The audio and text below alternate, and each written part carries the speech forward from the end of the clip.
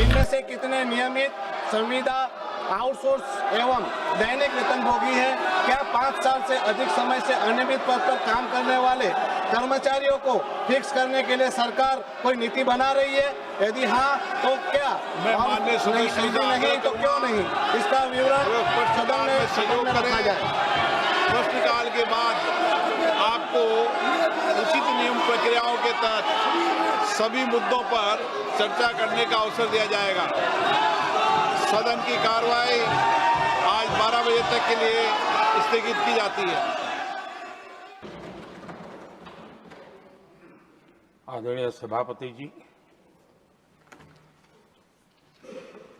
एक ऐसा अवसर है जो हमें इस सदन में हर 2 वर्ष के बाद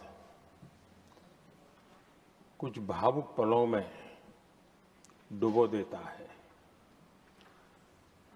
इस विशेष अवसर पर आपने मुझे अपनी भावनाएं प्रकट करने के लिए जो अवसर दिया, इसके लिए मैं आपका बहुत बहुत आभारी हूं। आदरणीय सभापति जी,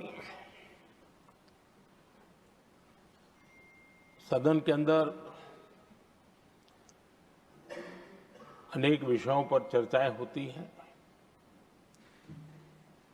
हर किसी का बहुत ही महत्वपूर्ण योगदान होता है। कुछ खट्टे मीठे अनुभव भी रहते हैं, लेकिन आज जब ऐसा अवसर आता है तो स्वाभाविक रूप से दलगत भावना से ऊपर उठ करके हम सबके भीतर एक समान भाव प्रकट होता है। यार, ये हमारे साथी अब किसी और विशेष काम के लिए आगे बढ़ रहे हैं। यहां से जो साथी विदाई ले रहे हैं, कुछ फिर से आने के लिए विदाई ले रहे हैं और कुछ विदाई के बाद यहां का अनुभव लेकर के समाज जीवन में कुछ न कुछ विशेष योगदान के लिए जा रहे हैं। जो जा रहे हैं लेकिन आने वाले नहीं हैं,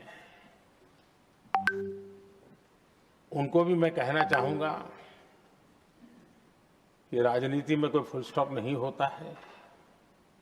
भविष्य आपका भी इंतजार कर रहा है और आपका अनुभव, आपका योगदान राष्ट्र जीवन में हमेशा हमेशा बना रहेगा।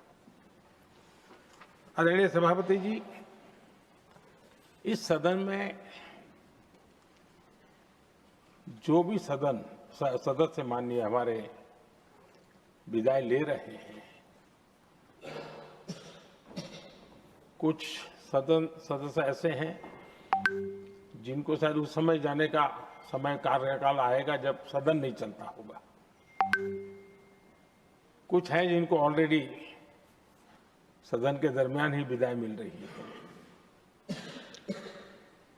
लेकिन ये जाने वाले सभी माननीय सांसदों का बहुत ही उत्तम योगदान है, इसलिए लेकिन मैं जरूर कहूंगा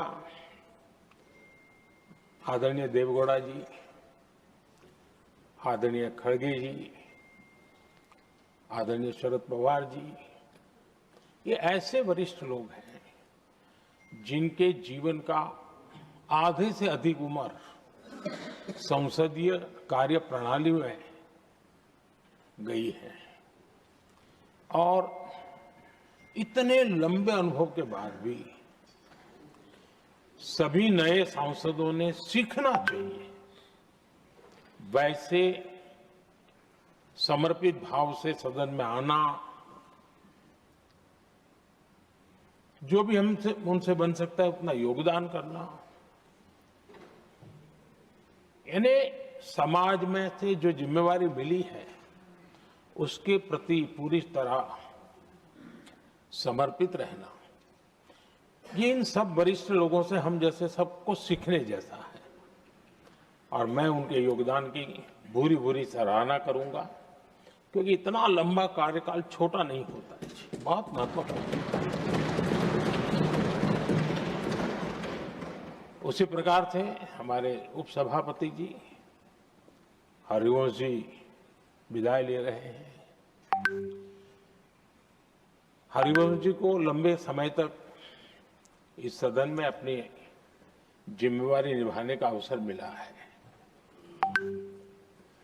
बहुत ही मृदुभाषी,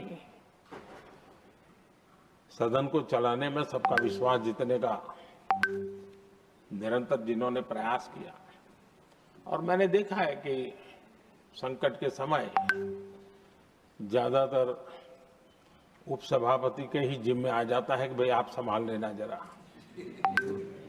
तो उनको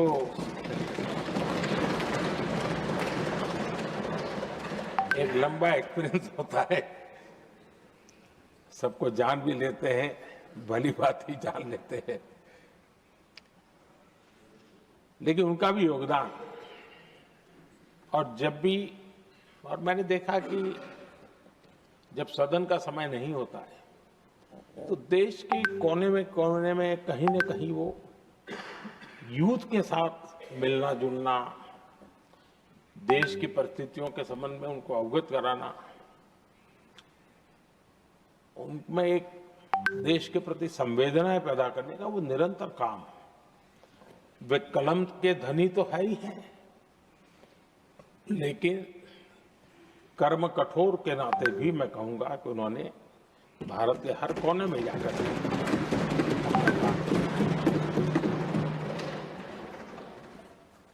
आदरणीय सभापति जी, कभी कभी किसी समय हम सुनते थे कि सदन में बहुत ही हास्य विनोद व्यंग्य का अवसर मिलता रहता है। इन दिनों शायद धीरे धीरे कम होता जा रहा है, क्योंकि 24/7 मीडिया की दुनिया ऐसी है कि हर कोई कॉन्शियस रहता है। लेकिन हमारे आठवले जी हैं जी, सदाबहार है।